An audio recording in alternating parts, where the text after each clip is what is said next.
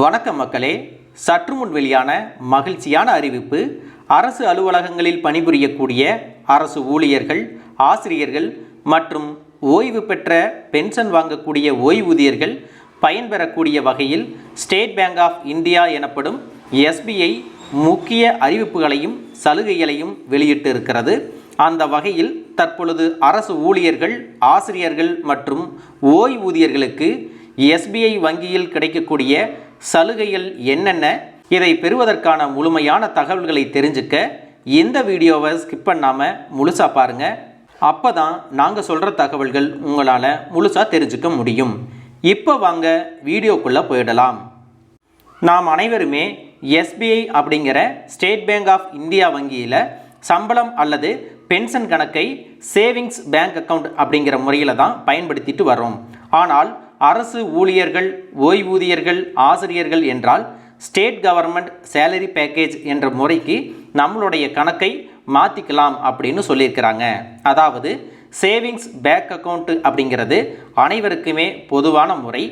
மாநில மற்றும் மத்திய அரசின் அலுவலகங்களில் பணிபுரியக்கூடிய அரசு ஊழியர்களுக்கு state government salary package SGSP அப்படிங்கிற ஒரு முறையை சலுகைகளோட கொடுத்துட்டு வராங்க.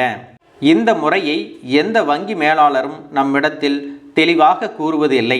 ஏனென்றால் இம்முறையில் பல்வேறு சலுகைகள் அரசு ஊழியர்களுக்கு கிடைக்கிறது. முதலாவதாக என்ன சலுகை கிடைக்குது அப்படின்னு பார்த்தீங்கன்னா, நம்ம சாதாரணமாக ATM கார்டை பயன்படுத்தி ஒரு மாதத்திற்கு 5 முறை மட்டுமே சார்ஜ் இல்லாமல் பணம் எடுத்துக்கொள்ள முடியும். ஆனால் state government salary package account யாரெல்லாம் வச்சுருக்காங்களோ அவங்க எத்தனை முறை வேண்டுமானாலும் எந்தவித சார்ஜஸும் இல்லாமல் பணம் எடுத்துக்கொள்ளலாம். அது ஸ்டேட் பேங்க் மட்டுமல்லாமல் அனைத்து வங்கி ATMகளை பயன்படுத்தியும் பணம் எடுத்துக்கொள்ளலாம் அப்படின்னு சொல்லியிருக்காங்க. அதோடு ஜீரோ பேலன்ஸ் அக்கௌண்ட்டாகவும் சேலரி அக்கௌண்ட்டை பயன்படுத்திக்கலாம்.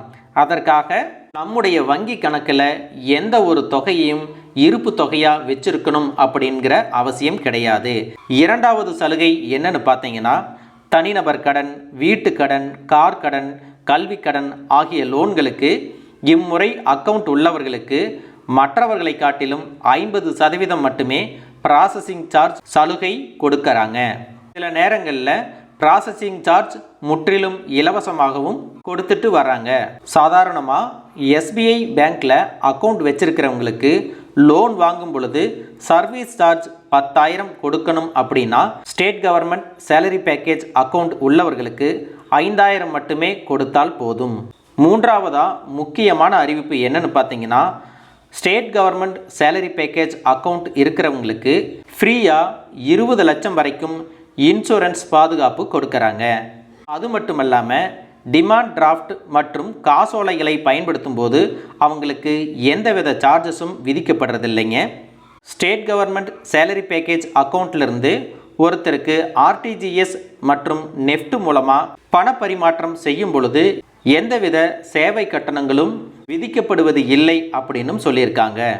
எனவே அனைத்து அரசு ஊழியர்களும், ஆசிரியர்களும், ஓய்வூதியம் பெறும் பென்ஷனர்களும் உங்கள் வங்கிக்கு சென்று உங்களுடைய கணக்கை ஸ்டேட் கவர்மெண்ட் சேலரி பேக்கேஜ் அப்படிங்கிற அக்கௌண்ட்டாக மாற்றிக்கிறதன் மூலம் உங்களுக்கும் இந்த பலன்கள் எல்லாம் முழுமையாக கிடைக்கும்.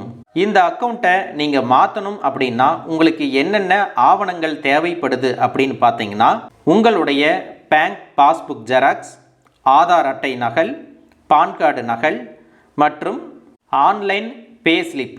அதோடு உங்களுடைய கணக்கை சாதாரண அக்கௌண்ட்டிலிருந்து ஸ்டேட் கவர்மெண்ட் சேலரி பேக்கேஜாக மாற்றணும் அப்படிங்கிறதுக்காக விண்ணப்பத்தையோ அல்லது ஒரு ரெக்வஸ்ட் லெட்டரையோ நீங்கள் கொடுக்க வேண்டியதாக இருக்கும். இந்த விண்ணப்பம் பார்த்தீங்க அப்படின்னா உங்களுக்கு ஆன்லைன்லேயே கிடைக்குது. அதையும் நீங்கள் டவுன்லோட் பண்ணி பயன்படுத்திக்கலாம்.